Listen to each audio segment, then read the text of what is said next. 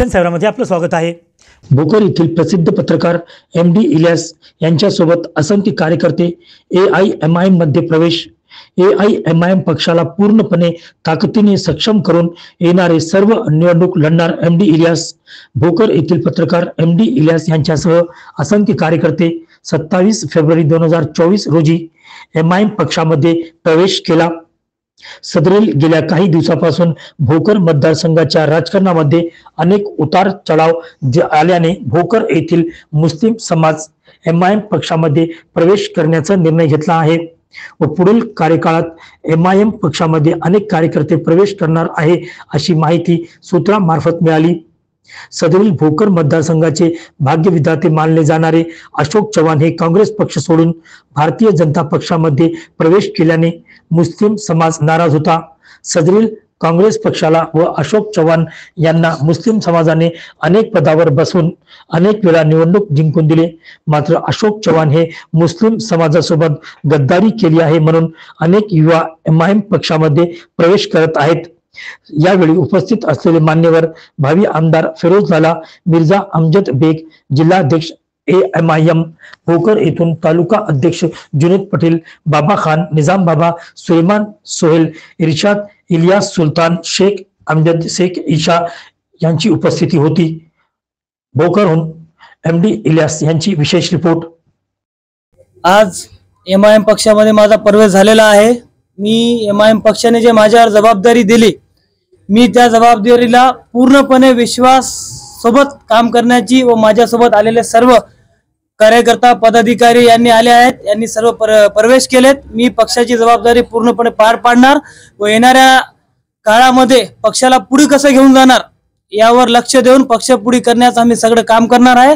मला निवडून दिल्याबद्दल मी सर्व पदाधिकारी यांचा धन्यवाद व्यक्त करतो। मी यापुढे भविष्यात नगर परिषद, आमदारकी जे पण निवडणूक येणार आहेत आम्ही लढणार आहेत आणि तेही पूर्ण ताकदीने लढणार आहेत।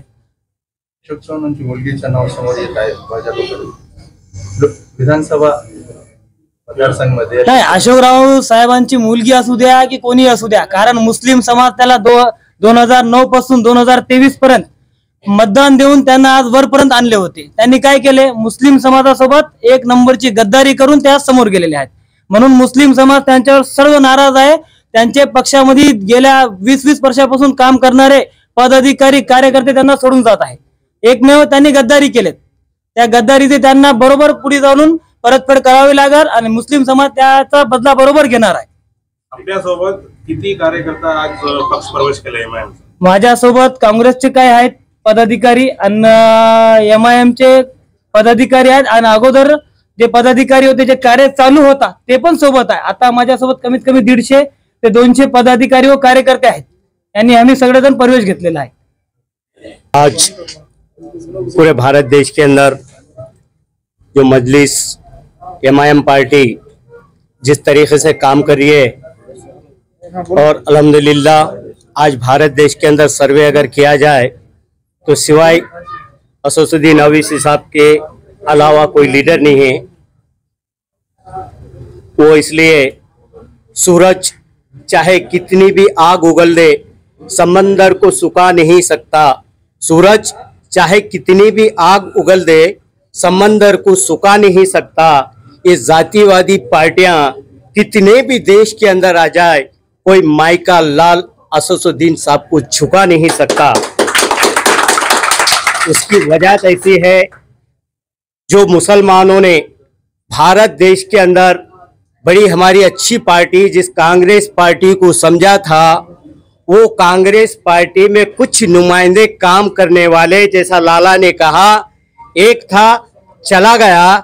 अगर सच्चा अशोक राव चव्हाण बगैर भ्रष्टाचारी होता, आदर्श घोटाले का भ्रष्टाचार नहीं करता, तो वो सही लोगों के साथ जो मुसलमानों ने भर भर के वोटिंग दिया उन्हीं के साथ रहता था।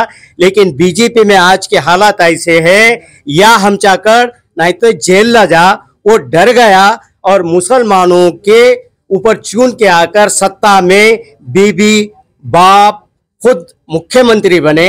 आज ये पोजीशन है, मुख्यमंत्री होना तो अशोक राव होना, आमदार होना तो बीटी होना, दूसरा होना।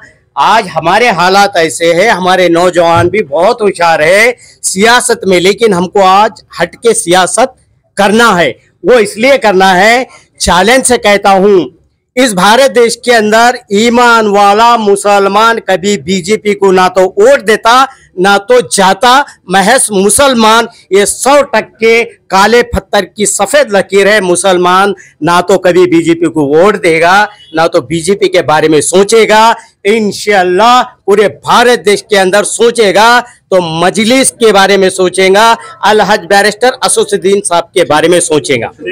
शुक्रिया। प्रवेश करेंगे ऐसी कुछ आशंका है एमआईएम में? मुस्तकबिल में आज ये हालात है, हर नौजवान की, बुजुर्ग की, कांग्रेसियों की ये सोच है, जल्द से जल्द हमको मजलिस में एमआईएम में प्रवेश कब मिलता और हम एमआईएम कब ज्वाइन करें, क्योंकि आने वाले हालात ऐसे, इलेक्शन है और इंशाअल्लाह एक वक्त था भारत देश के अंदर कांग्रेस पार्टी 1947 के बाद ये भारत देश में जब पॉपुलेशन 3.5 करोड़ होता था, आज पॉपुलेशन 47 करोड़ मुसलमानों का पॉपुलेशन है और भारत देश के अंदर 28 खासदार है। और इंशाअल्लाह आने वाले पीरियड में मजलिस का झंडा पूरे भारत देश में उस संसद में लहराएगा। उसकी वजह ऐसे है, ग्राम पंचायत से, पंचायत समिति से, जिला परिषद से, विधानसभा से, लोकसभा से आज हमारे लोग चुन के आएंगे, क्योंकि आज हम मेजॉरिटी में हैं जो लोग। और एक बात, ये देश चलता है संविधान के ऊपर।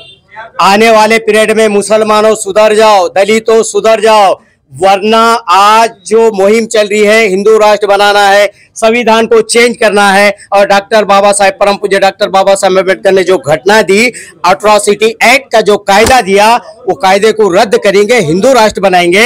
आज मैं भारत देश के सभी जातिवादों को चैलेंज करता हूं, डॉक्टर बाबा साहेब अम्बेडकर ने जो घटना दी, अट्रॉसिटी एक्ट का कायदा दिया, वो कायदा बदलने का तो छोड़ो, जब तक अलहज बैरिस्टर असदुद्दीन ओवैसी साहब है, इम्तियाज जलील साहब है, अरे तुम अट्रॉसिटी का एक्ट का कायदा तो नहीं बदल सकते, लेकिन उसका काना मात्रा बदलने की ताकत किसी के बाप में नहीं है।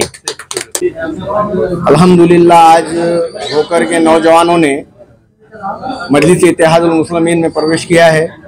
फिरोज लाला साहब के सदारत में यहाँ पर होकर के नौजवानों ने बड़ी तादाद में आज मजलिस का दामन थामा है, और मैं सबसे पहले होकर के नौजवानों को मुबारकबाद देता हूँ, इलियास भाई को मुबारकबाद देता हूँ कि उन्होंने आज कई कांग्रेस के कार्यकर्ताओं के साथ आज मजलिस का दामन थामा है।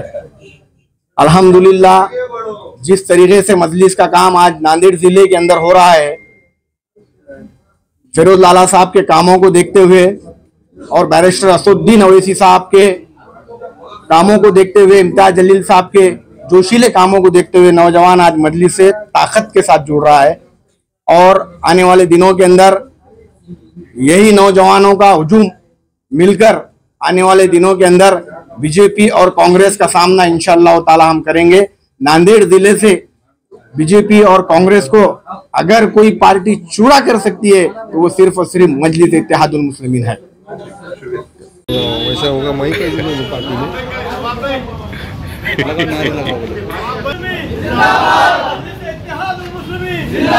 अशोक चौहान मुर्दाबाद, अशोक चौहान मुर्दाबाद।